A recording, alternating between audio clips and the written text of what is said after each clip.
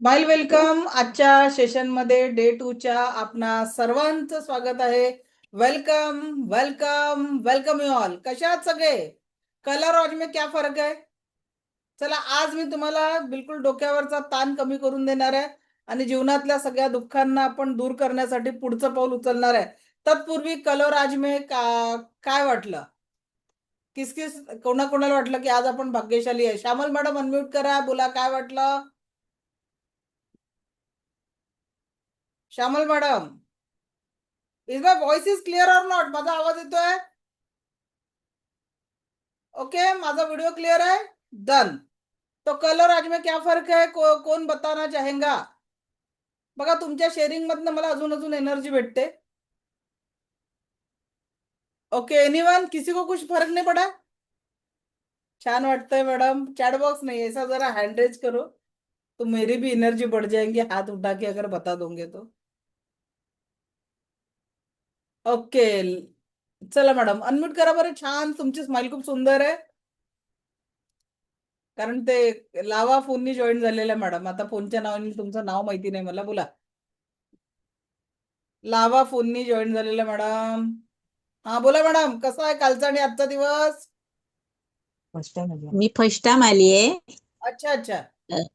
कालचं माझं station miss झालंय, मला माहित नव्हतं. आज जॉईन केलंय. ओके ओके, काही हरकत नाही. कालचं रेकॉर्डिंग बघून घ्या, ग्रुपवर टाकलेलं आहे. चलो अच्छा, चला. ज्योती मॅडम बोला. ज्योती मॅडम अनम्यूट करा फटाफट. We have to start. Jyoti madam, तुम्ही माईक हँडल्स केलेला आहे, बोला. बाळासाहेब सर अनम्यूट करा फास्ट. चला, हँडरेस केलेल्यांनी चला. चॅटबॉक्स मध्ये तर भरपूर लोकांनी टाकलेलं आहे. Good evening, good evening. Session कसं कालचे काय सगळे नवीन लोक आहेत का? जुने कोण आहेत? जॉईन केलं, बोला. सीमा मॅडम, सीमा मॅडम बोला, काय म्हणताय? माईक माईक ऑन करा. माईक ऑन नाही. हा बोला. यस मैम, प्रणाम प्रणाम मैम। हा, आप बोला. बहुत ग्रेट हो। कल का दिन भी बहुत अच्छा था। आपसे मिलके तो हमेशा खुशी होती है, लेकिन कल का और आज में बहुत बढ़िया लग रहा है, क्योंकि कल की प्रैक्टिसेस हमने की है और आपको देख के ही एनर्जी आ जाती है और भी एनर्जी बढ़ती है, तो हमारे ऊपर ज्यादा इम्पैक्ट आता है। तो thank you very much ma'am कि आप इतने आत्मीयता से हमें सिखा रहे हैं और आगे बढ़ा रहे हैं, इसलिए बहुत बहुत धन्यवाद है। चला, thank you thank you ma'am. Thank you. Okay, so let start today session. कारण जोपर्यंत तुम्ही बोलत नाही तोपर्यंत माझी एनर्जी वाढत नाही. So thank you Seema madam. We have to start today session आणि आज आपण चालू करूया पुढचं. Let me share the screen.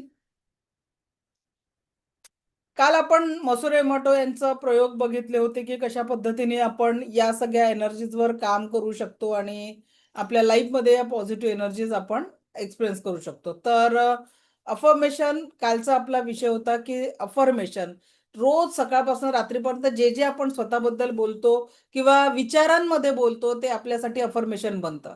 पण हे affirmation most of the time आपण काय करत असतो? नकारात्मक घेत असतो. हम गलत सोचते, अपने ही बारे में गलत सोचते.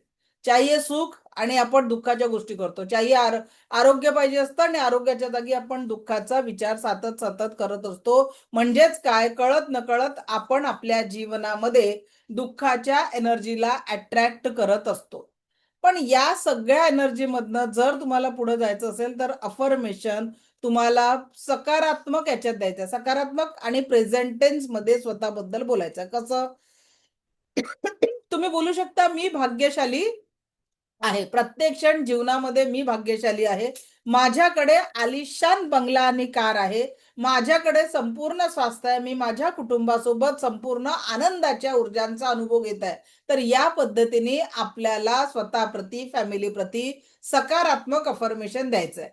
जर का तुम्ही सतत सतत निगेटिव्ह अफर्मेशन द्याल तर जीवनामध्ये निगेटिव्हिटीला अट्रॅक्ट कराल. म्हणून तुम्हाला जेही तुमच्या जीवनामध्ये पाहिजे आहे ते पॉझिटिव्ह, सकारात्मक, स्पष्ट शब्दात आणि वर्तमानात सांगायचं आहे.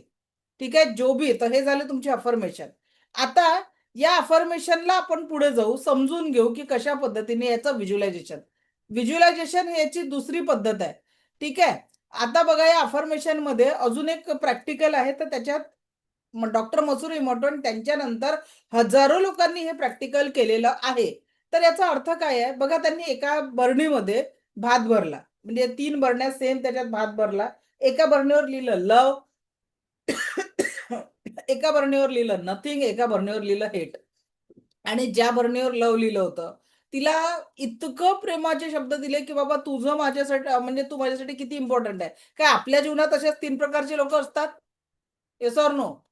आपल्या जीवनामध्ये देखील असेच 3 प्रकारचे लोक असतात ज्यांना आपण खूप प्रेम करतो, काही लोकांना इग्नोर करतो आणि काही लोकांचा असा तर राग पकडून ठेवलेला आहे, 10 साल पहिले उसने आपको कुछ कहा था, एखाद शब्द त्याची आठवण जरी आली तरी मराठी एक म्हण आहे, तळपायचे मस्तकात जाणं, अशी तुमची अवस्था होते. तो व्यक्ती आठवला, त्या व्यक्तीने केव्हा वागलेला आहे, इथून 10 वर्ष पहिले, इथून 5 वर्ष पहिले, इथून वर्षभरापूर्वी पहिले त्यांनी तुमच्यासोबत चुकीचं वागलाय. काय प्रियंका मॅडम अनम्यूट करा.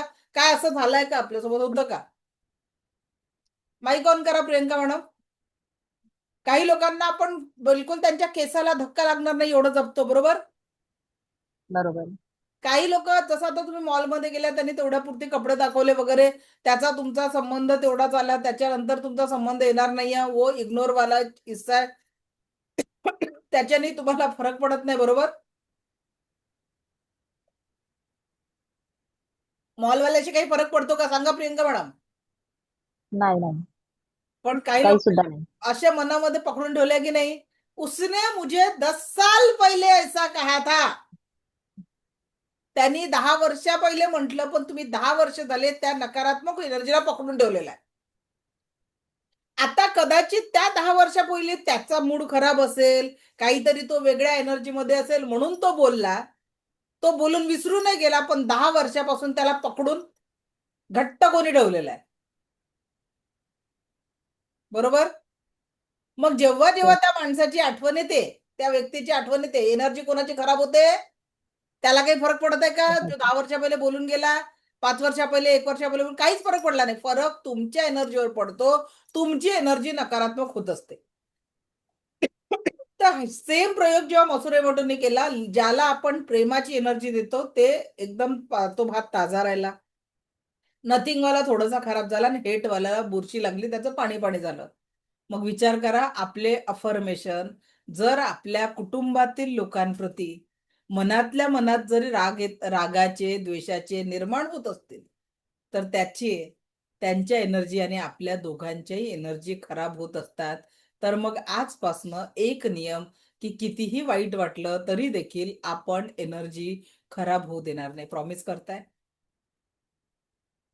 कारण विचार करा, मी एक आई आहे आणि समजा माझा मुलगा अभ्यासात कमी जास्त आहे, पण एक आई म्हणून जर मी विचार केला की हा मूर्ख आहे, काय आहे, आम्ही एवढा जरा पैसा खर्च करतो, हा करत नाही, तर त्याची एनर्जी पॉझिटिव्ह होणार आहे की माझ्या या विचारांमुळे अजून निगेटिव्ह होणार आहे? काय होईल सांगा प्रियंका मॅडम? माईक आहे, कोणीतरी एक जण बोलायला पाहिजे, नाही ते एकटा एकटा क्लास घेतला तर काय वाटतं? अनम्यूट करा प्रियंका मॅडम. काय निगेटिव्ह होईल होणार? मॅम, एनर्जी निगेटिव्ह होईल. एनर्जी निगेटिव्ह होईल, बरोबर? अगदी याच पद्धतीने जेव्हा आपण विचार करतो सगळ्या गोष्टींचा, पॉझिटिव्हिटीचा, निगेटिव्हिटीचा, तर एक गोष्ट नेहमी लक्षात ठेवा की या सर्व ज्या एनर्जी बद्दल आपण विचार करतो, पॉझिटिव्ह निगेटिव्हिटीचा, तर आपले अफर्मेशन काम करतात. जेव्हा मा जिजाऊ, ठीक आहे, मा जिजाऊ छत्रपती शिवरायांना लहानपणापासून काय म्हणायचे सांगा बरं प्रियंका मॅडम? माईकच बंद करून राहिल्या. एक जण मला कन्फर्म माईक ऑन ठेवणारा पाहिजे. मॅम फॅमिलीमध्ये इथं आहेत ना, मग आपलं सेशन डिस्टर्ब होईल, मुलं आहेत अच्छा ना, अच्छा, म्हणून मी ते ओके म्यूट ओके, नो करून प्रॉब्लेम. ठेवले. हा. तर मला सांगा की मा जिजाऊ छत्रपती शिवरायांना काय म्हणायचे? शिवबा म्हणायचं. अजून काहीतरी म्हणायची शोभासोबत. शंभूराजे. नूतन मॅडम काय म्हणायच्या? राजे. काय म्हणत होते? राजे, बाळराजे. आणि त्यांच्या राजे या अफर्मेशन मुळे आपल्याला महाराष्ट्रात छत्रपती शिवराय प्राप्त झाले, आपल्या मराठ्यांचं स्वराज्य प्राप्त झालं, बरोबर आहे? मग आजकाल आपल्या माता भगिनी काय करतात? मुलांचं नाव ठेवताना अख्खं गुगल सर्च मारतात. फेसबुकला सुद्धा विचारतात आम्हाला पुत्ररत्न प्राप्त झालाय, काय नाव ठेवावं, आणि नाव ठेवतात अद्वैत. बरोबर आहे, अशाच काहीतरी नावं ठेवतात की नाही, आणि घरी त्याला म्हणतात अदू, अद्या. संपली त्याच्या नावाची एनर्जी. बरोबर आहे. मग जर का तुम्हाला वाटतं की तुमच्या मुलांच्या एनर्जी पॉझिटिव्ह ठेवायची आहे, तर आजपासनं आपल्या मुलांना बोलवताना काय म्हणाल, डॉक्टर बनाय, बोला डॉक्टर साहेब काय म्हणताय, सायंटिस्ट साहेब कसा चालू आहे तुमचा अभ्यास, बोला लाईफ कोच काय म्हणताय, तुमचं काम कुठपर्यंत आलाय, बोलून तर बघा. तुम्ही मुलांना घरात काय म्हणता, काय रे गाढवा आतापर्यंत झोपलाच आहे, अक्कलच नाही. अरे एनर्जी तशी करून राहिली तुम्ही. आणि या पद्धतीने जर का तुम्ही एनर्जी क्रिएट केली तर रिझल्टही तसाच येणार आहे. So always create what exactly want. आणि मग हाच नियम जर आपण जोडीदाराकडे लावू, जर जोडीदाराने वाटतं प्रेम केलं पाहिजे, विश्वासाने तुमच्याकडे बघितलं पाहिजे, तर मग त्याच प्रेमाने जरा घरच्यांसोबत वागायला सुरुवात करा. जी तुमच्यासाठी दिवस रात्र राबते, तिला डोक्यावरून हात फिरवून एकदा दिवसभरात म्हणा, का ग थकलीस का, तुमचा बर्थडे विसरले तरी ती काही म्हणणार नाही, अॅनिव्हर्सरी विसरले तरी काही म्हणणार नाही, फक्त डोक्यावर म्हणा. आणि माझ्या मैत्रिणींनो, तुम्हाला एक विनंती आहे की तुमचा जोडीदार घरातनं म्हणजे बाहेरनं घरी आल्यानंतर प्रेमाने एक ग्लास प्यायला पाणी, चहा पित असेल तर चहा, आणि हसत मुखाने स्वागत करा. बघा तुमच्या घरातल्या ऊर्जा बदलून जातील. ओके. सो ये नियम. तर त्याच्यानंतर मग अजून दुसरा गोष्ट आहे, हे झालं आपलं अफर्मेशन. जे पाहिजे ते सकारात्मक द्या, जे पेरायचंय तेच पेरा. आणि दुसरं, चला कोण वाचेल, कोणाचा माईक ऑन करायचा, कोणाचा सफेद हाथी दिमाग में नहीं सोचना है. ओके, सफेद हाती दिमाग में नहीं सोचना है. हे वाक्य त्या मॅडमनी वाचल्याबरोबर किंवा बाकीच्यांनी वाचल्याबरोबर किती लोकांच्या डोक्यामध्ये पांढरा हत्ती आलेला आहे, त्यांनी हँड रेज करा. किंवा हत्ती नावाचा प्राणी तुमच्या डोक्यामध्ये आलेला आहे, त्यांनी हँड रेज करा. कोणाकोणाच्या डोक्यात आला हत्ती, कधीतरी पाहिलेला काळा हत्ती, पांढरा हत्ती, काहीतरी हत्ती आला. आता इथे क्लिअर वाक्य काय लिहिलेलं होतं, सफेद हाथी दिमाग में नहीं सोचना है, और उसी वक्त आपके दिमाग में हत्ती पकड़ लिया. पकडला की नाही पकडला. Yes. मग हा जो हत्ती तुम्ही पकडलेला आहे, असे किती पांढरे हत्ती तुम्ही डोक्यात पडलेले आहे. क्लिअर लिहिलं होतं, सफेद हाती दिमाग में नाही सोचना है. पण आपण कळत नकळत चुकीचे हत्ती डोक्यात पोसून ठेवलेले आहेत, म्हणजे पूर्वग्रह. आता तुम्हाला काय वाटतं, समोरच्याच्या मनामध्ये बऱ्याचदा असं असतं की ती गोष्ट नसते, पण तुमच्या मनात ती गोष्ट येते आणि तुम्ही त्याच्याचनुसार समोरच्या बरोबर वागता. बरोबर, असं कित्येकदा होतं बरं, कुटुंबाच्या कौटुंबिक लेवलवर किंवा तुमच्या जिथे नोकरी करत असाल बॉस बद्दल, त्याच्या मनात कोणती गोष्ट असते नसते, पण ती क्रिएट तुमच्या माध्यमातून केली जाते. आणि क्रिएटच करता का नाही, त्याच्या पुढचं पण वागून जातं. मग याचा अर्थ काय होतं की कळत नकळत त्या नकारात्मक वाईब्स तुमच्या जीवनामध्ये अफेक्ट करतात, त्याचा रिझल्ट तुमच्या जीवनामध्ये येत असतो आणि मग तुम्हाला प्रॉब्लेम होतो. करेक्ट. सो कुठल्याही प्रकारच्या नकारात्मक ऊर्जा तुमच्या जीवनाला काय करत असतात, डिस्टर्ब करत असतात. ओके.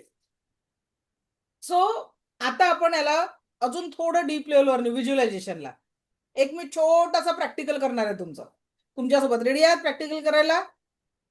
दिमाग कैसे क्रिएशन करता है वो मैं प्रैक्टिकली अभी आपको दिखाऊंगी. मैंने कल ही बोला था मोस्ट ऑफ द टाइम्स आपले प्रॅक्टिकल होणार आहे. चला डोळे बंद करा, एक श्वास घ्या, कल्पना करा येणारा प्रत्येक श्वास तुम्हाला परमसुख, समाधान, आरोग्य, ऐश्वर्य आणि दीर्घायुष्य देत आहे. जाणाऱ्या प्रत्येक श्वासासोबत शरीर, मन, 7 चक्र आणि औरातील सर्व प्रकारची नकारात्मकता निघून जात आहे. शरीर, मन, 7 चक्र आणि औरातील सर्व प्रकारची नकारात्मकता निघून जात आहे. येणारा प्रत्येक श्वास परमसुख, समाधान, आरोग्य, ऐश्वर्य आणि दीर्घायुष्य प्रदान करत आहे. आता बघा तुमच्या हातात एक सुंदर गुलाबाचं फूल आहे. अगदी कोणीतरी प्रेमाने पहिल्यांदा दिलेलं गुलाबाचं फूल.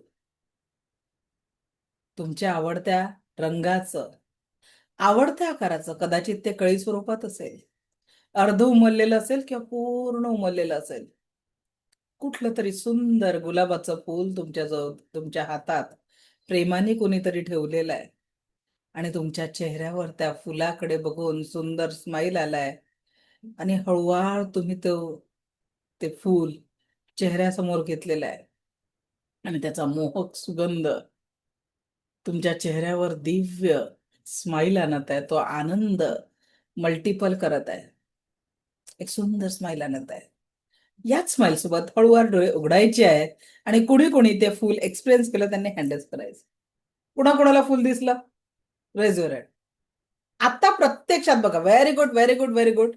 रंग कुणाकुणाला दिसला? रंग पण दिसला? ग्रेट. आता विचार करा ना, इथं कोणाचं गुलाबाचं फूल होतं आणि रंग होता, पण तरी देखील तुम्ही ते एक्सपिरियन्स केलं.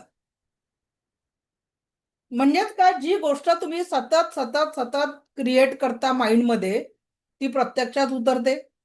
बरोबर आहे. जसं अजून व्हिज्युअलायझेशनचं दुसरं उदाहरण तुम्हाला सांगते.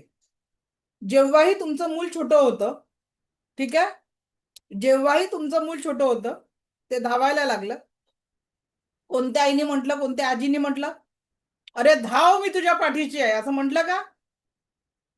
मुलांना सायकल शिकवली, कधी म्हटलं का, अरे फास्ट चालव तू, व्यवस्थित, मी पाठीची आहे? आपण काय म्हणतो? अरे थांब, अरे हळू थांब, थांब थांब, पडशील. आणि तुम्ही थांब थांब म्हणतापर्यंत बाळ पडतं. कोणत्या कोणत्या आईने अनुभव घेतलाय की तुम्ही थांब पडशील म्हणता म्हणता पोरगं पडलं? काय आहे तुमच्या अफर्मेशन आणि व्हिज्युअलायझेशनची ताकद? अफर्मेशन काय दिलं तुम्ही? थांब पडशील, तुमच्या डोक्यात आहे, आणि तुम्ही त्याला पडताना व्हिज्युअलाइज केलं आणि लेकरू पडलं. बघा तुमच्या शब्दांमध्ये ताकद किती आहे, की त्या धावणाऱ्या पोराला तुम्ही थांब पडशील म्हणता आणि त्याला पाडून टाकता. मग त्याच्यापेक्षा म्हटलं की अरे तू पुढे हो, कुठल्याही परिस्थिती यश तुझं आहे, आम्ही तुझ्या पाठीशी आहे, असं म्हणायला चालू करा पालकांनो. विचार करा, त्या नीटच्या एक्झाम मध्ये जे 20-25 मुलं पूर्ण भारतभरात ज्यांनी त्या परीक्षेचा म्हणजे कॅन्सल झाल्या, म्हणजे पेपर फुटल्यामुळे ज्यांनी आपल्या जीवनाला पेक्षा त्या पेपर फुटीला महत्व दिलं आणि आपल्या जीवनाचा अंत केला. जर खंबीरपणे पालक उभे राहिले त्यांच्या पाठीशी की बाळा तू किती हरलास तरी मी तुझ्या पाठीशी आहे, तुझ्या यशासाठी मी तुझ्या पाठीशी आहे, कुठलाही मुलगा चुकीच्या मार्गावर जाणार नाही. आताच मोठ्या मोठ्या गुरुकुल मधल्या गोष्टी काही लीक होत नाही. एक नावाजलेलं गुरुकुल आहे, तिथली घटना तुम्हाला सांगते. 6व्या वर्गाच्या मुलांनी सुसाईड अटेम्प्ट करण्याचा प्रयत्न केला. मुलगा फक्त 6व्या वर्गातला होता. आज त्या गुरुकुलची लाखोंमध्ये फी आहे आणि अशा गुरुकुलमध्ये जर तो मुलगा या पद्धतीचा प्रयत्न करतो, काय बर्डन असेल त्याच्यावर? आणि मला सांगा, आज आपली कुटुंब व्यवस्था 1 आणि 2 असे मुलं आहेत, मुश्किलने 2 एकच सापडतात घरामध्ये, आणि त्यालाही हॉस्टेलमध्ये नेऊन टाकता. काय आज आपण एवढं सक्षम नाही राहिलो की आपण आपल्या मुलांना आपल्या जवळ ठेवून संस्कारी करू शकू? आधीच्या जॉईंट फॅमिलीमध्ये एकत्र बिना कमीत कमी फॅसिलिटीमध्ये मुलं वाढून जायची, चांगले संस्कारी आणि मोठ्या हुद्द्यावर जायची, आणि ह्या सगळ्या फॅसिलिटी असताना का आपले मुलं ऐकत नाही? का ते संस्कारक्षम होत नाही? का? विचार करा. या का मध्ये कुठेतरी, परत एकदा सांगते, ते 6 इंचाचं पिल्लू जे घरात घुसलेलं आहे ना, त्याच्यावर कंट्रोल नाहीये, म्हणून प्रॉब्लेम आहे.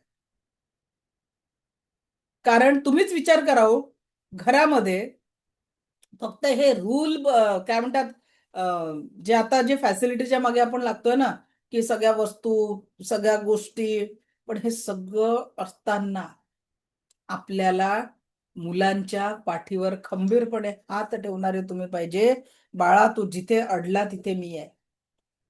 मला सांगा, कोणत्याही परिस्थितीत मार्कशीटचा इफेक्ट तुमच्या मुलांच्या जीवनावर किती होतो? A sheet of a paper never decide your future. आपण इतकं जास्ती त्या मार्कशीटला महत्व देतो. आणि मार्कशीट तर सोडा, मी तुम्हाला एक गोष्ट सांगते, व्हॅल्यू कशा आपण आपल्या जीवनामध्ये क्रिएट केल्या पाहिजे. एक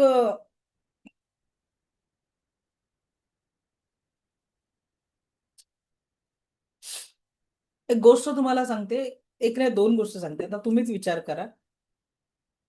काय पाहिजे? चालेल. एक गोष्ट, एक सुंदर कुटुंब असतं. आई वडील आणि एक मुलगा, एकुलता एक मुलगा. तो मुलगा हॉस्टेलला जातो. आई वडील पाठवतात अगदी 5व्या वर्गात. तो मुलगा मोठा होतो आणि एका चांगल्या हुद्द्यावर विदेशामध्ये सेटल होतो आणि तिथून आईबाबांना पत्र लिहितो. आई, बाबा, सांगा ना हो, तुम्ही मला लहानपणापासून एकच बोलले, बाळा, खूप शिक, खूप मोठा हो. बाळा, खूप शिक, खूप मोठा हो, तुला खूप मोठं व्हायचं आहे. आणि मी खूप लहान होतो, अगदी 5वीतच ना, तेव्हा तुम्ही मला तुमच्यापासून दूर केलं. आई, रात्रीच्या अंधारात मला तुझी खूप खूप आठवण यायची ग. पण मला कितीही भीती वाटली तरी तू माझ्या जवळ नव्हती. मी कित्येक रात्री एकट्यात रडून काढल्या. याच्यासाठी आपण मुलांना विचार करा, की जर तुम्ही त्यांना दूर ठेवल्याने काय मिळवताय? त्यांचं बालपण जे तुमच्या समोर घडायला पाहिजे होतं, पण तुमच्या त्या मोठं होण्याच्या अट्टासापायी कुठलं मोठं करताय मुलांना तो? मग तो मुलगा म्हणतो आई-बाबांना, की तेव्हा तर मी सावरलो. थोडा मोठा झालो, मला तुमची आठवण यायची, पण माझ्या आयुष्यात माझे मित्र आले. थोडासा त्यांचा आधार मला वाटला, पण हळू मला तुमची आठवण येणं कमी झाले. फक्त मला लागणारा पैसा आणि सुट्ट्यांमध्ये फक्त तुम्हाला भेट एवढंच चालू राहिलं. तुम्ही एकच म्हणत राहिले, बाळा शिक, मोठा हो, बाळा शिक, मोठा हो. पण मला तुमच्या तेव्हा आधाराची गरज होती, तेव्हा तुम्हीच माझ्या जवळ नव्हते. त्या संघर्षात मी एकटाच होतो. पैसा तुम्ही मला खूप लावला. स्वप्नही मोठे दाखवले. ते पूर्ण करता करता आधी राज्य मग देश सोडला आणि त्याच दुसऱ्या देशामध्ये मला माझ्या आयुष्याचा जोडीदार भेटला. आज मी इतक्या दूर गेलेलो आहे. मी पैसा तर कमवतोय, पण खरंच सांगा ना आई बाबा, मी जर तुमच्या जवळ असतो, कदाचित पैसा थोडा कमी कमवला असता, पण तुम्हाला बरं नसतं वाटलं का? आज आपल्या भारत देशामध्ये बघा, सुशिक्षित मागची पिढी आहे. आज कित्येक घरं, मोठे मोठे बंगले आहेत मागच्या पिढीचे, जे उच्च शिक्षित, कारण फॉरेनला कोण पोहोचवू शकले? ज्यांच्या खिशात भक्कम पैसा होता. आणि आज त्यांच्या घरामध्ये ते एकटे पडलेले आहेत. आधाराला किंवा शब्दालाही कोणी उरलेलं नाही. या मुलांना दोष देताय, की लहानपणापासून तुम्ही दूर केलं त्यांना. दोष कुणाचा आहे थोडा विचार करा. मान्य आहे, तुमचा विचार पॉझिटिव्ह होता, मुलांना घडवण्याचा होता, पण मला सांगा, मुलांना घडवण्यासाठी नेहमी दूरच करायची गरज असते का हो? तिथे त्यांना होणाऱ्या यातना, त्यांच्या मानसिक लहानपणापासून होणारा जो छळ होतो, जे ते द्विधा मनस्थितीत जगतात, थोडा विचार करा. आई बाबा सांगा ना, त्यांचा मुलाचा प्रश्न आपल्या आई बाबांना, खरंच खरंच तुम्ही मला एवढं मोठं करण्यासाठी आपल्यापासून दूर केलं, पण आज मला कितीही इच्छा असली तरी मी तुमच्या जवळ परत येऊ शकत नाही. मला पाहिजे असलेला वेळ मी तुम्हाला देऊ शकत नाही. सांगा ना आई बाबा, माझं काय चुकलं? आज मी तुमच्यापर्यंत पोहोचू शकत नाही. अशाच एका फॅमिलीने, माझ्या ओळखीचे होते ते, आमच्या शहरातले, 3 मजली मोठा बंगला आहे बरं. लक्षात घ्या. 3 मजली मोठा बंगला, चांगल्या पोस्टची नोकरी आणि आपल्या 2ही मुलांना शिकण्यासाठी विदेशात पाठवलं. कारण पैसा होता, दोघांची नोकरी होती. आणि एक दिवस त्या मुलांना फोन जातो वडिलांचा, बाळा, आई गेली. आईच्या अंत्यविधीसाठी या. मोठा मुलगा लहान मुलाला म्हणतो, लहान भावाला म्हणतो, की मला सुट्ट्या भेटण्या शक्य नाही, हे पैसे घे आणि जा आणि आईची अंत्यविधी करून ये. 3 दिवस बर्फाच्या पेटीमध्ये त्या शवाला ठेवलं जातं, कारण त्या मुलाला यायला 3 दिवस लागतात. 3 दिवसानंतर मुलगा येतो, आईच्या अंत्यविधी पार पाडतात. 2 दिवस कसा तरी थांबतो आणि मग वडिलांना म्हणतो 5व्या-6व्या दिवशी, आणि हे बघा बाबा, आईचे पुढचे विधी करायला माझ्याकडे वेळ नाही, माझ्या सुट्ट्या संपत आहे. हे पैसे तुम्ही ठेवा आणि कुणातरी कडून बाकीचे विधी करून घ्या. वडील निशब्द होतात, त्यांच्या रूम मध्ये जातात. 3 मजली घर असतं. 15 मिनिटानंतर घराच्या बाजूनी, बाल्कनीच्या साईडने एक जोरात आवाज होतो आणि तो मुलगा त्या आवाजाच्या दिशेने धावत जातो. बघतो तो काय, वडिलांनी त्या बिल्डिंगवरनं उडी मारून आपली जीवन यात्रा संपवली होती. हातात एक चिठ्ठी होती, बाळा, पुढे तुला यायला वेळ मिळेल न मिळेल, आलाच आहे तर माझेही अंत्यविधी करून जा. आता रियालिटी थोडंसं प्रश्न स्वतःला विचारा, हेच समाजात चालू आहे? आई वडील एकटे आहेत, मुलं एकाकी आहेत, ते त्यांच्या जमान्यात. पण हे का बरं? आपले फॅमिली व्हॅल्यूज, आपली वसुधैव कुटुंबकम म्हणणारी माझी ही भारत माता, आज विचार करा की आपल्या स्वतःच्या कुटुंबामध्ये आपण एवढं न्यूट्रल म्हणून टाकलेलं आहे. अहो, कसंही जगलात तरी एका श्वासानंतर घेतलेला दुसरा श्वास रिपीट करता येत नाही, आणि मग आज छोटे छोटे कुटुंब आहेत, आणि त्या कुटुंबामध्ये घरं मोठे झाले आहेत, मन लहान झालेलं आहे, आणि त्याच्यामुळे एकल कुटुंब.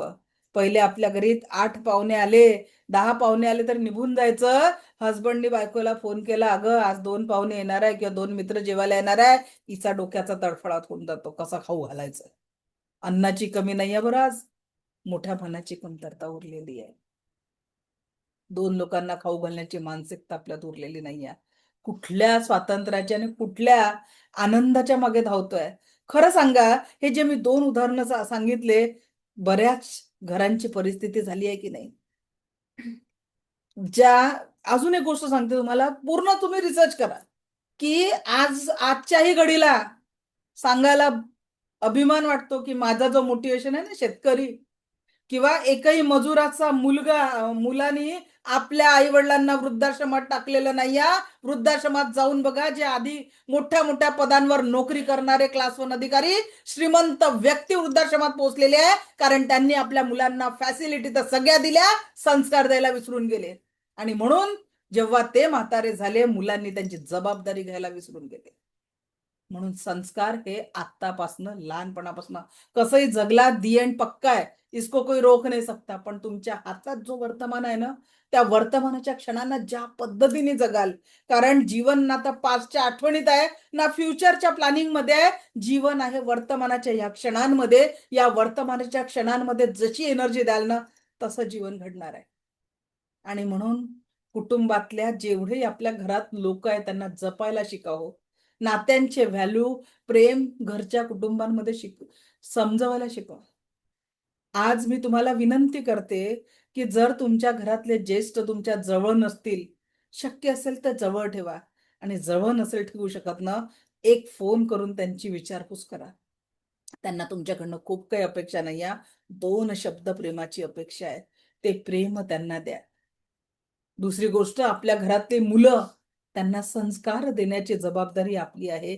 2 वह्या, 2 फॅसिलिटी कमी घेऊन दिल्या, एखादा महागडा मोबाईल न घेऊन देता साधा मोबाईल घेऊन द्या, पण थोडा वेळ त्यांच्यासोबत घालवून त्यांच्या पाठीवर हात फिरून, बेटा घाबरू नको कुठल्याही परिस्थितीत, मी तुझ्या सोबत आहे, हा विश्वास त्यांच्या मनामध्ये आपण द्यायला पाहिजे, तर जीवन सुंदर आहे.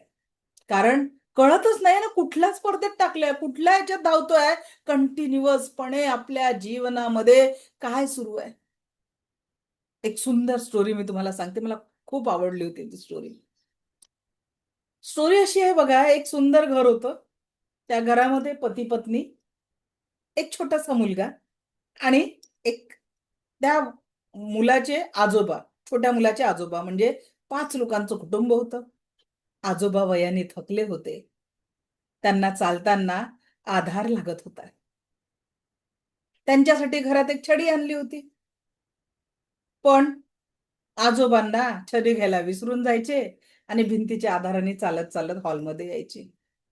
एक दिवस काहीतरी दुखत असेल, आजोबांनी तेल लावलं गुडघ्या बिडघ्यांना, आणि त्याच्यामुळे त्यांच्या बोटांना तेल राहिलं, आणि ते भिंतीचा आधार घेत घेत हॉलमध्ये आले. सुनबाई चिडल्या, एवढं अक्कल नाही का तुम्हाला? कितीदा सांगायचं, तुमच्यासाठी छडी आणून ठेवलेली आहे, ती छडी पकडून चालत जाणं. तुम्ही भिंतीला येता, माझा महागडा पेंट खराब झालाय घराचा, एवढा पेंटला किती खर्च येतो माहितीये का तुम्हाला? याच्यानंतर बिलकुल यायचं नाही. बिचारे सासरे रडक्या चेहऱ्याने आपल्या खोलीत परत गेले. संध्याकाळी त्यांचा मुलगा घरी आला. पत्नीने तेच म्हटलं, तुमच्या वडिलांना कळत नाही का छडीने चालत जायचं? बघा भिंतीवर कसे डाग करून ठेवले, समजत नाही का? आणि मुलगा ऑफिसवरून थकलेला आलेला होता. आणि त्यांनी त्याच रागात बॅग टाकली हॉलमध्ये आणि वडिलांच्या रूममध्ये जाऊन म्हटलं की जर तुम्हाला काही लागत असेल तर मला सांगायचं, रूमच्या बाहेर निघायची काही गरज नाही. तावातावात मुलगा तसा बोलून गेला. पुढचे 15 दिवस ते वडील बाहेरच आले नाही. थोडंफार हळूहळू त्यांनी जेवण कमी केलं आणि एक दिवस सकाळी जेव्हा मुलगा बघायला गेला तर वडील या जगात नव्हते. वडिलांचे विधी कंप्लीट झाले आणि 14वीच्या आधी ते घराचं रंगरंगोटी हॉल कलरिंगचं काम काढलं. तो जो लहान मुलगा होता ना त्यांच्या घरी छोटासा, त्यांनी एकच टाकले, घर कलरिंग करायचं पण हे फिंगरप्रिंट माझ्या आजोबांचे आहेत आणि ते काही केल्या मिटवायचे नाही. ही माझ्या आजोबांची शेवटची निशाणी आहे. त्याला खूप समजवण्याचा प्रयत्न केला जातो की बाळा आपल्याला मिटवावं लागतील, पण मुलगा जिद्दीवर थांबतो. मग तो पेंटिंगवाला काय म्हणतो की ठीक आहे, मी याच्या आजूबाजूला सुंदर नकाशी करून देतो की कुणाला लक्षातही येणार नाही. आणि ते रंगरंगोटी होते. त्यानंतर त्या घरामध्ये जेव्हा जेव्हा रंगरंगोटी झाली ना, तेव्हा तेव्हा ते फिंगरप्रिंट तसेच जतन करून ठेवले जातात. पुढे तो मुलगा मोठा होतो, त्याला एक बाळ होतं. त्याची मुलगी जेव्हा 6 वर्षाची 7 वर्षाची असते, शाळेत जाते. एक दिवस चित्रकलेच्या परीक्षेत तिचा पहिला क्रमांक येतो आणि त्या आजोबा म्हणजे जे मुलाचे वडील होतात ते आता आजोबा झालेले असतात आणि ती घरी येते धावत, आजोबा आजोबा आजोबा, आज माझा चित्रकलेत पहिला नंबर आला. आजोबा विचारतात, बाळा दाखव कोणतं चित्र काढलं. तिने तिच्या भिंतीवरच्या त्या वेली आणि ते फिंगरप्रिंट काढलेले असतात आणि त्या चित्रामध्ये तिचा तर म्हणजे का बरं, मी माझ्या टीचरला सांगितलं की हे काय आहे. टीचरने विचारल्यावर माझ्या आजोबांच्या बाबांचे हे फिंगरप्रिंट आहे जे आमच्या घरच्या भिंतीवर अजूनही आहे.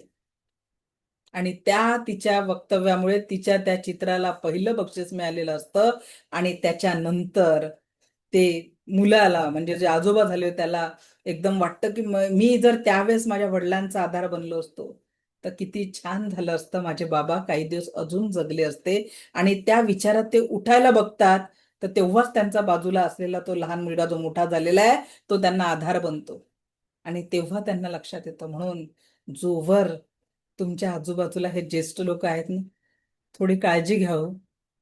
पिकलं पान केव्हा गळेल याची शाश्वती नाही, पण ते आहेत तोपर्यंत त्यांची काळजी घ्या. त्यांना तुमच्या पैशांची गरज नाहीये हो, 2 शब्द प्रेमाची गरज आहे. आजपासनं एक नियम आपल्या जीवनात कोण कोण करायला तयार आहे? एक फोन प्रेमाचा आपल्या आईबाबांना करायचा. बहुधा आपण बघतो एका मुलीचा फोन आई वडिलांना रोज जातो बरं चौकशी करायला. आई तुम्ही कशी, तू कशी आहे म्हणायला, बाबा तुम्ही कसे आहेत म्हणायला. पण माझ्या बंधूंनो, आपण कुठेतरी चुकताय हो. वेळ काढा, किती बिझी शेड्यूल मध्ये शक्य असेल तर आई बाबांना जवळ ठेवा. हळूहळू जी वृद्धाश्रमांची संख्या वाढली आहे ना, ती संख्या आपण कमी करू शकतो. तर आई वडिलांना सांभाळा, जवळ करा, कारण एकच सत्य आहे, तो म्हणजे श्वास. आणि दररोज आपण हे श्वास नावाचं बॅलेन्स गमवतोय, त्याच्यात त्या वाढ नाहीये. जितनी चाबी भरी राम ने उतना चले किलोना, तो बँक बॅलन्स प्रत्येकासाठी फिक्स आहे. आणि म्हणून आपल्याजवळ जे आहे ना त्याच्यासाठी खूप हे करा, थोडंसं कुटुंबावर प्रेम करा. या प्रेमातनच तुम्ही तुमच्या जीवनातून आनंद निर्माण करू शकता आणि जोडीदाराचा रिस्पेक्ट करा. कळत नकळत तो खूप खस्ता खातोय आपल्यासाठी. ती बिचारी घरात म्हणजे आजकाल तर वर्किंग वुमनची स्थिती खूपच बेकार आहे, नोकरी करून घर सांभाळणं. म्हणून माझ्या बंधूंनो, छोट्या मुलांनो एकच सांगते की त्या माऊलीला जपा, कारण तिचं असणं म्हणजे तुमच्या घराचा अगदी फुलाचा बहर आहे. घरामध्ये हॉलमध्ये तो गुलदस्ता असतो ना ताज्या फुलांनी ठेवलेला, तो एवढा सुंदर काय, त्याला बघितल्यावर कसं प्रसन्न वाटतं ना. बस तुमच्या माऊलीचं असणं तेच आहे. तुमच्या घराला जर फुललेलं ठेवायचं असेल ना तर ती दिवस रात्र कष्ट करत असते. तर त्या माऊलीचा रिस्पेक्ट करा, कारण ती आहे हो म्हणून तिच्या कष्टाने सगळं घर उभं आहे.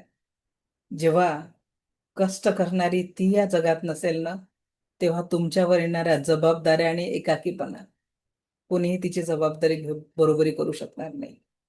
एक लक्षात घ्या, एक दिवस जर त्या घरातली माऊली आजारी पडते तर एका दिवसात घर अस्तव्यस्त होते. एक महिना जर त्या घरातला कर्ता पुरुष जागेवर असला तर ते घर अस्ताव्यस्त होतं. आणि लेकरांच्या किलबिलाटाशिवाय तर घराला घरपणच येत नाही. आणि वृद्धांच्या आशीर्वादाशिवाय घराचा, कुटुंब नावाचा वटवृक्ष पूर्ण होत नाही. म्हणून इथे उपस्थित 213 लोकांना एकच विनंती आहे की ज्या ज्या नात्यांनी जी जी ऊर्जा तुमच्या घरात आहे ना, एकमेकांचा रिस्पेक्ट करा, एकमेकांना प्रेम करा. कारण प्रेम, विश्वास आणि आदर आणि जग जिंकता येतं. आपण आपल्या कुटुंबातच सगळं काही असताना कुठंतरी दुःखी राहिलेलं आहे. आता मुद्दा स्वतःचा. स्वतःला पण आपण तेवढंच इग्नोर करतो की नाही? Self love. मला एक सांगा, जर मला काही झालं तर माझ्याच घरातले लोक 4 तासात पोचून मोकळे होतील की नाही होतील? मग प्रत्येकाच्या धर्मविधीनुसार 13 दिवस ताज्या फुलांचा हार, मग परमनंट एक वाळलेल्या फुलांचा हार, मग त्या फोटोत जेव्हा आपण असणार ना, काहीच करू शकणार नाही. म्हणून आपलं अस्तित्व या देहात प्राण आहे तोपर्यंतच आहे.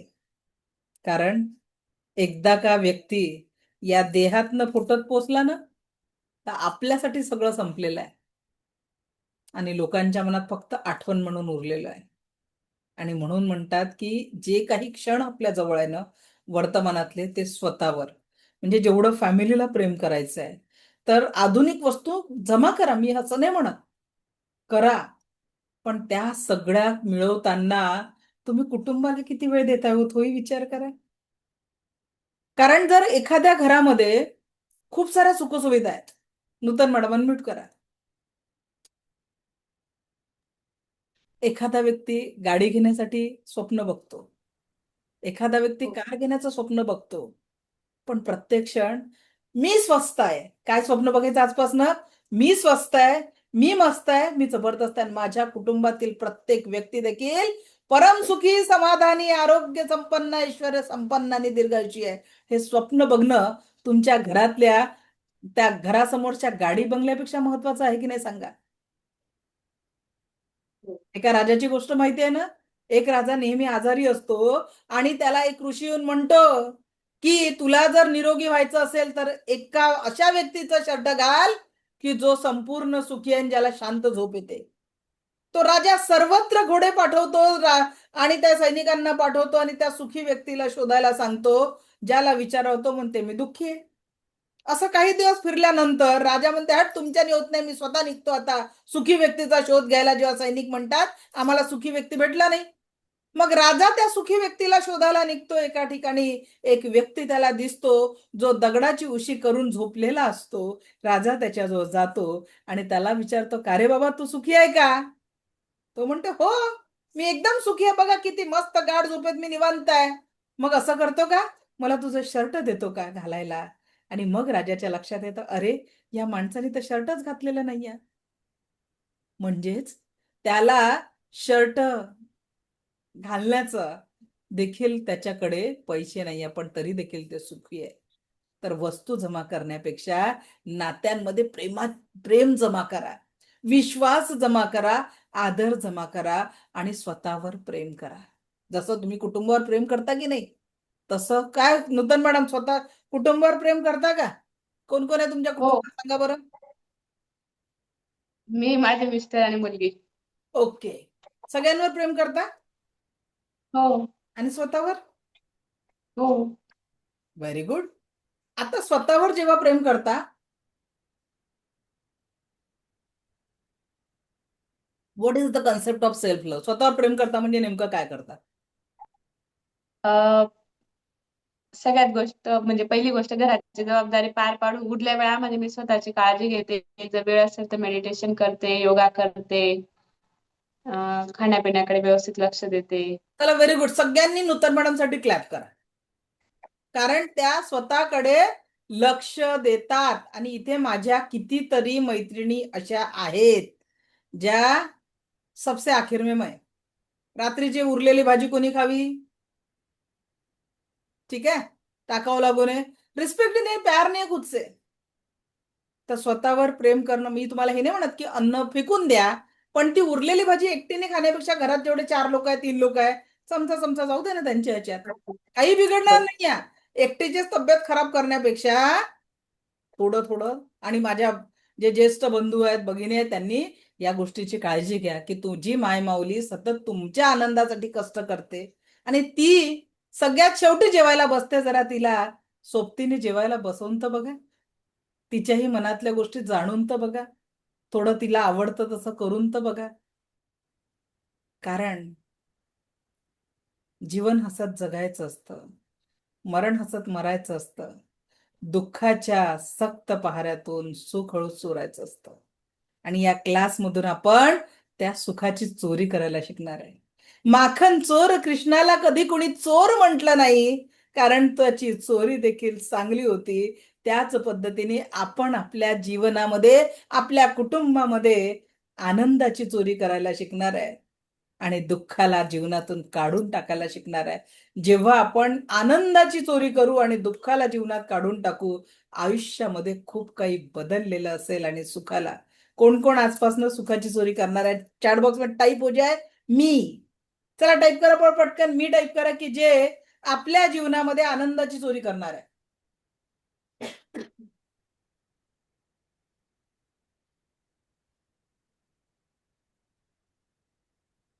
Great great great great great great good good good. चला तर मग पुढे जाऊया. पुढच्या स्लाइडला आपण एक्सप्लेन करूया व्हिज्युअलायझेशन. आणि तिसरा मुद्दा जो आहे तो म्हणजे मेडिटेशन. आता मेडिटेशन म्हणजे काय हो नूतन मॅडम? तुम्ही ध्यान बिन करता म्हणून म्हटलं, प्राणायाम बिनायाम. काय मेडिटेशन? मेडिटेशन मध्ये भस्त्रिका करते मी, त्याच्यानंतर बॉक्स ब्रिदिंग करते, ओके अनुलोम विलोम करते ओके. आणि असं दीर्घ श्वसन घेते, हळूहळू श्वास सोडते. थँक्यू. आता बघा, जर एखादा नवीन व्यक्ती आहे ध्यान करणार आणि त्याला म्हटलं बाबा डोळे बंद कर, अख्ख्या दुनियाचे विचार फिरून येईल की नाही तो? हो. बरोबर आहे. मग ध्यान होईल हो. का? तर माझ्या नाही. दृष्टीने ध्यानाचा अर्थ काय? तर माझ्या दृष्टीने प्रत्येक श्वासासोबत जे काम तुम्ही करताय ते 100% व्यवस्थितपणे पूर्ण करताय. म्हणजे शिक्षकांनी शाळेत असताना शिकवण्याचं काम केलं, समाज बदलेल. डॉक्टरांनी पूर्ण श्रद्धेने पेशंटला ठीक करण्याचं काम केलं, आरोग्य सुधारेल. प्रत्येक गृहिणीने आपल्या घराला मनपूर्वक सांभाळायचं काम केलं तर प्रत्येक घरामध्ये घर न फक्त घर असावे घरासारखे नकोच, नुसत्या भिंती असून तिथे प्रेम, विश्वास, जिव्हाळा आणि सौंदर्य नांदेल, स्वच्छता नांदेल. एखाद्या मजुरांनी त्याचं काम नीटनेटकेपणा केलं, शेतकऱ्यांनी काम केलं, प्रत्येकाने आपल्यावर असलेली जबाबदारी, तो कुठल्याही डिपार्टमेंटमध्ये काम करत असेल, प्रत्येकाने काम नियमितपणे वेळेवर केलं तर ते ध्यान नाही आहे का? कारण हायवेवर काय लिहिलं असते? नजर अटी दुर्घटना घटी. बरोबर आहे. आणि या जगामध्ये जेवढे अपघात झाले ते का बरं झाले? का बरं झाले सांगा? लक्ष नव्हतं. लक्ष वर्तमानातल्या त्या क्षणामध्ये कुणाचं तरी लक्ष विचलित झालेलं असतं त्याच्या कामावरनं आणि म्हणून अपघात घडला. माझ्या मैत्रिणींनो, साधं एक बोट चिरलं केव्हा चिरतं? भाजी चिरताना, जेव्हा तुमच्या डोक्यामध्ये दुसरं विचारचक्र चालू असतं, भाजीवर जाण्याच्या ऐवजी सुरी बोटावर येते. म्हणजेच काय?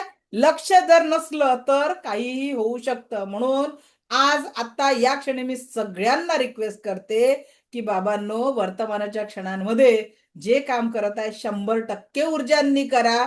Definitely you will get the success in your life. पण ते सोडून आपण बाकीच्या सगळ्या गोष्टी करतो, बरोबर की नाही? भाजी करून चिरून राहिलेलो आहे, विचार, अरे आज ना त्या मैत्रिणीचा फोन नाही आला, माझ्या ननंदबाईंनी असं म्हटलं, जाऊबाईंनी असं म्हटलं, सासूबाईंनी, झालं. माझा बंधू गाडी चालवतो, आज बायकोनी बरोबर डब्बा दिला नाहीये, मुलं अभ्यास करत नाहीये, बिचारा 4 व्हीलर चालू की 2 व्हीलर चालू, विचारचक्र चालू आहे. आणि मग ते विचारचक्र एवढं वाढतं का समोरची आलेली गाडी केव्हा येऊन धडकते किंवा याची गाडी कोणाला धडकते माहिती पडत नाही. इसलिए सोचो, वर्तमानाच्या क्षणांमध्ये जे काम कराल ना त्याला 100% लक्षपूर्वक कराल तर डेफिनेटली तुम्हाला सकारात्मकतेचा रिझल्ट तुमच्या जीवनामध्ये येणार आहे. सो कोण कोण आजपासून वर्तमानात जगायचं प्रॉमिस करताय मला? कारण वर्तमान एकच सत्य आहे, बाकी सब तो ये है. तर वर्तमानाच्या क्षणांना जशी ऊर्जा द्याल तसंच तुमचं जीवन घडणार आहे, तसेच तुमची लाईफ राहणार आहे. की पुरा जीवन ही वर्तमान में. तर मेडिटेशन मध्ये आपण हे शिकलो तर 3 गोष्टींनी आपण याला सबकॉन्शियस माइंडला ट्रेन करतो, ते म्हणजे अफर्मेशन, व्हिज्युअलायझेशन आणि मेडिटेशन. या 3 गोष्टी जेव्हा तुम्ही पॉझिटिव्हिटीने आपल्या जीवनामध्ये करता तर आता एक अजून आपण पुढे जाऊया. तर याला आपलं जे सबकॉन्शियस माइंड आहे ना याला ट्रेन करतात. जेव्हा तुम्ही एखादी गोष्ट, हे जे तुम्हाला ब्लू कलर मध्ये दिसत आहे ना स्क्रीनवर, याला म्हणतात न्यूरो पाथवेज. 21 दिवस जेव्हा तुम्ही सातत्याने एक अफर्मेशन बोलता किंवा एकाच गोष्टीवर प्रॅक्टिस करता तेव्हा तुमच्या जीवनामध्ये सकारात्मकचा रिझल्ट येतो. 21 डेज तुम्हाला ही प्रॅक्टिस करणं गरजेचं आहे. सो कौन कौन रेडी है? 21 दिवस अपने आप को पॉजिटिविटी से बदलने के लिए फटाफट. मैं 1 मिनट के लिए माइक ऑन करती हूँ सबका. सबने यस आई एम रेडी बोल दो. मी माइक ऑन करते आहे सगळ्यांचा. चला एका ह्याच्यात बोला बरं, yes I am ready. Yes, I'm yes, ready. I'm ready. Yes, I'm ready. Yes I am ready. I'm I'm ready. ready. I'm ready. Yes, I am ready. Yes, I am Yes, ready. I am ready. Yes, I am ready. Yes, I am ready. Yes, I am ready. yes. I am ready. I am ready. Yes, Yes, I am ready. I am Yes, ready. yes, Yes, I am ready. Yes, I Yes, am ready. I am yes, ready. I am ready. Very Yes, good, I am very good. Yes, I am ready. ready. I am ready. Yes, I am ready. बहुत I am बढ़िया, ready.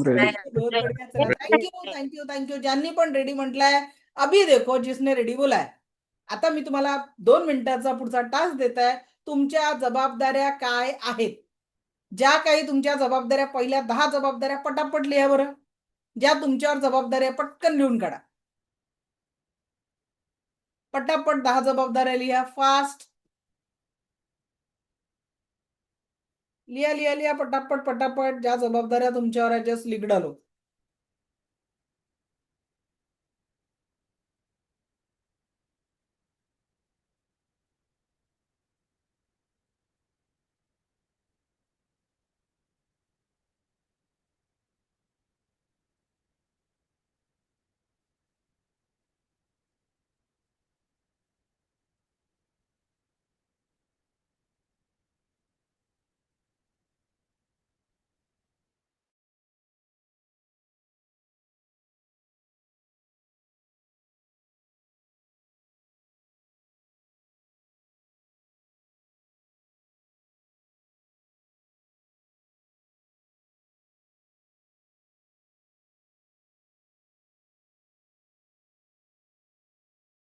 लिहा लिहा सगळ्या जबाबदाऱ्या लिहा. मुलांचं शिक्षण करायचंय, लग्न करायचंय, कार घ्यायची आहे, घर बांधायचंय, काय काय तुमच्या जबाबदाऱ्या सगळ्या लिहून टाका. चला लिहा बरं पटापट सगळ्या जबाबदाऱ्या. ज्या जबाबदाऱ्या तुम्हाला पार पाडायच्या आहे, ईच अँड एव्हरी जबाबदारी चला लिहून काढा पटकन.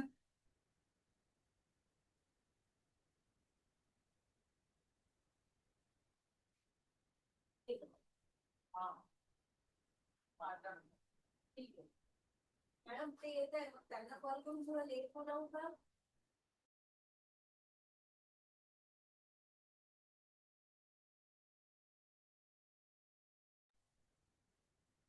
चला कोणाची जबाबदारी लिहून झाल्या 10 पटकन हँडेज करा बरं. किसने लिखी जबाबदारी? 5-6 जरी लिहिले असतील raise your hand.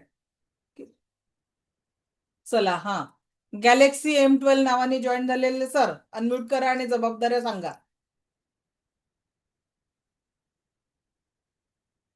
Sir mic on करा. माईक ऑन करा.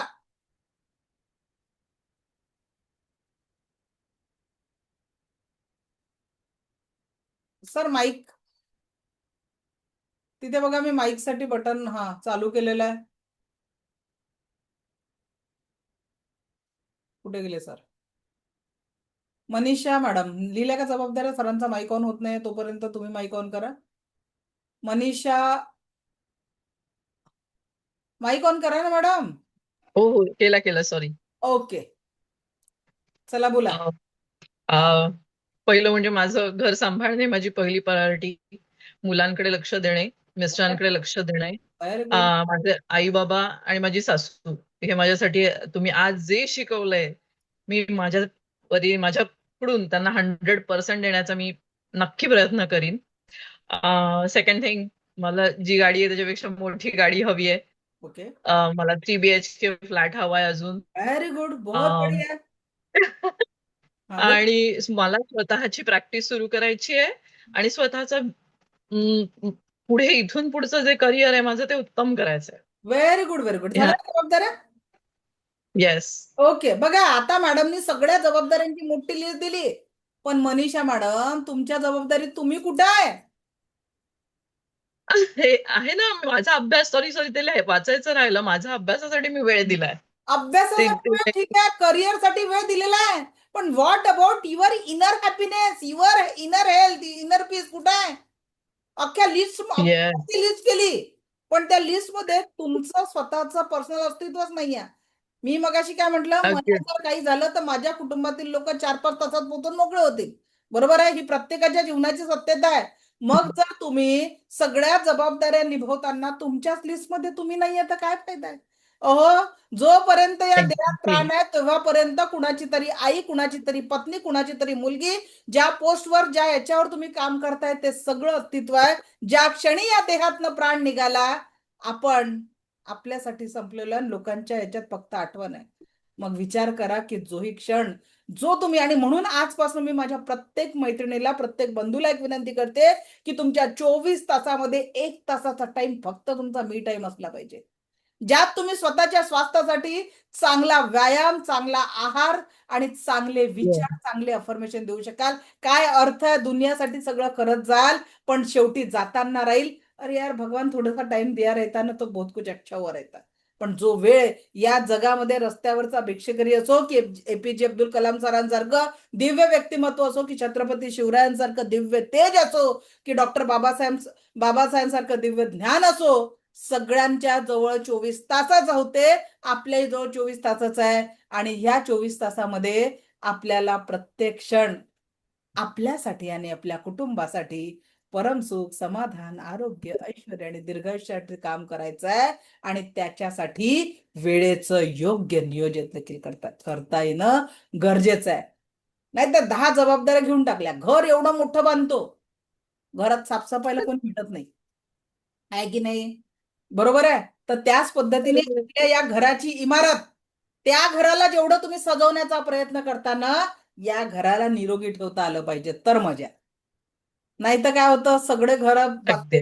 मोठी गाडी पण येऊन जाईल घरासमोर, मोठी पोस्टही लागून जाईल, तुमच्या नावासमोर अजून काहीतरी मोठं डेझिग्नेशन लागेल, घर मोठं होईल, घरातल्या लोकांसाठी तुम्ही सगळं कराल, पण अंदर से आप टूट रहे हो, आपकी सेहत डगमगा रही है, मग मजा नाही येणार. त्या पैशाला, कमवलेल्या पैशांना जगता येता आलं पाहिजे. आज फिरायचं वय आहे तर पैसा कमवायला जातोय आणि कमवलेला पैसा जेव्हा फिरण्यासाठी घालवायचा तो डॉक्टरांकडे देऊन टाकतोय. फिर क्या काम का? एवढे कष्ट करून करून पैसे कमवता आणि शेवटी दर महिन्यात डॉक्टरांचे बिल भरता आणि एखादा मोठा खर्च आला की सगळी जमापुंजी डॉक्टरला देऊन टाकता. याच्यासाठी कष्ट करता का? त्याच्यापेक्षा आज थोडासा वेळ काढा, फॅमिलीसाठी वेळ काढा, थोडं फिरायला जा, कुटुंबासोबत एकमेकांच्या आधाराने 2 प्रेमाच्या गोष्टी तर करा. मी नेहमी एक ऍक्टिव्हिटी करत होते. आता जर मी विचारलं, आता हसबंडला शेवटचा आय लव्ह यू केव्हा म्हटलं, हा सुद्धा प्रश्न पडते लोकांना, सांगा बरं. आठवत नाहीये. आठवत नाहीये म्हणता. बघा, रोज सोबत राहता 24 तास, भांडायला बरा वेळ असते, थोडंसं चुकलं तर बोलायला बरोबर वेळ असते, पण प्रेम व्यक्त करायला वेळ नाही राहिलो. सगळ्या गोष्टी फॉर्मॅलिटीज झालेल्या आयुष्यामध्ये. एक लक्षात घ्या, आयुष्यात एकदा तरी, जे म्हणतात ना, रोज म्हणतात त्यांनी पाठीवर हात ठोकता, यस अभी भी आप जिंदा हो, मरमर के नाही जी रहे, सच में जी रहे. तर माझ्या मैत्रिणींनो, आमच्याकडे जेव्हा काउन्सिलिंगला केसेस असतात ना, मी एक मस्त ऍक्टिव्हिटी करते, बढिया ऍक्टिव्हिटी, लोकांचे डिवोर्स पण होता थांबवणारी ऍक्टिव्हिटी. काय करायचं? ओके हुआ ना, आपण व्यक्तच होत नाही, आपण एकमेकांना गृहीत धरतो. रोज म्हणणारे खरोखर बेस्ट आहेत, रोज म्हटलंच पाहिजे, ठीक आहे? रोज म्हणणं खूप गरजेचं आहे बरं, प्रेमालाही व्यक्त होण्याची गरज असते. जर व्यक्त केलं नाही तर त्याच्यावरही गंध चढतो. त्याच्यामुळे रोज, ओके, चालेल ना, जबरदस्तीने म्हणवून घ्यावं लागतं तर काहीच प्रॉब्लेम नाही, पण म्हणवून घ्या. आठवण तर राहते की आपल्या घरी कोणीतरी आहे, रोज आपल्याला तिला म्हणावं लागतं, बरोबर की नाही? चला आता गंमत सांगते. जर एखादे भांडणारे पती पत्नी आमच्याकडे आले, आम्ही काय करणार? आम्ही मस्त प्रिंटर मधनं 2 कोरे कागद घेतो आणि त्यांच्या हातात देतो. और उनको लिहा, जेवढं तुमच्या डोक्यात आहे ना एकमेकांबद्दलचं विष, लिहून टाका कागदावर. लिख डालो, ये वो है जे सलमान खाननी त्या प्रेम रतन धनपायो मध्ये त्या हिरोईनला म्हटलं होतं, लिह सांग मी तुझ्या कंप्लेंट लिहितो. तसं मी त्यांच्याकडनं पती पत्नींच्या एकमेकांच्या कंप्लेंट लिहायला लावते कागदावर.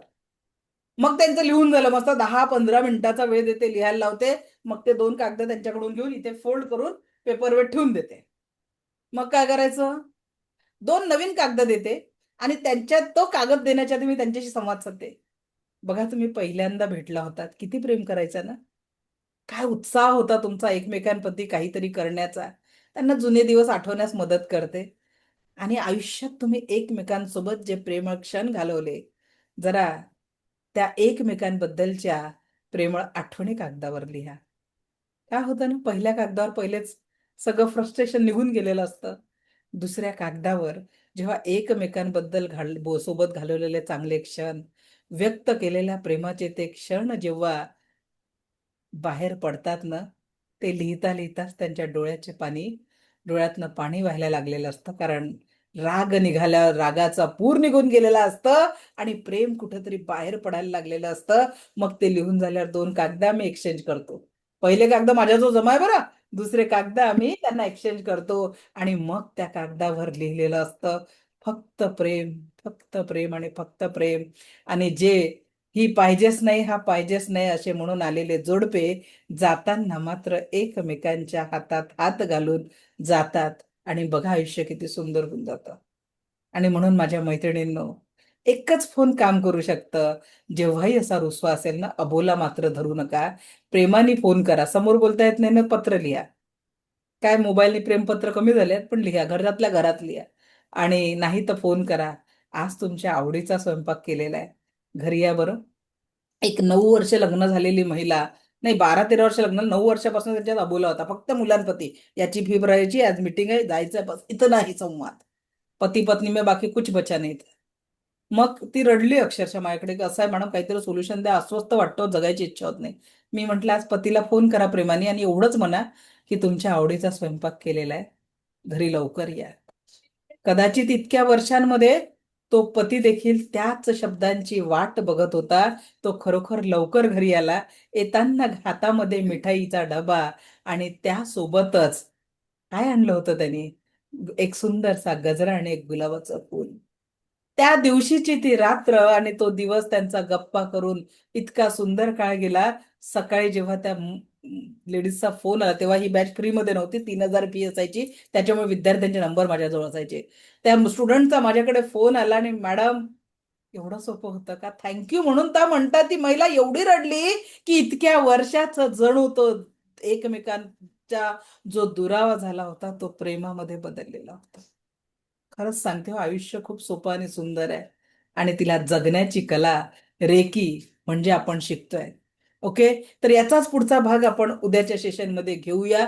उद्या मी तुमचं खूप महत्वाचं मेडिटेशन घेणार आहे, जे पास्टचं तुम्ही एवढं ओझं मनावर ठेवलेलं आहे ना, ते ओझं आपण डिलीट करून टाकणार आहे.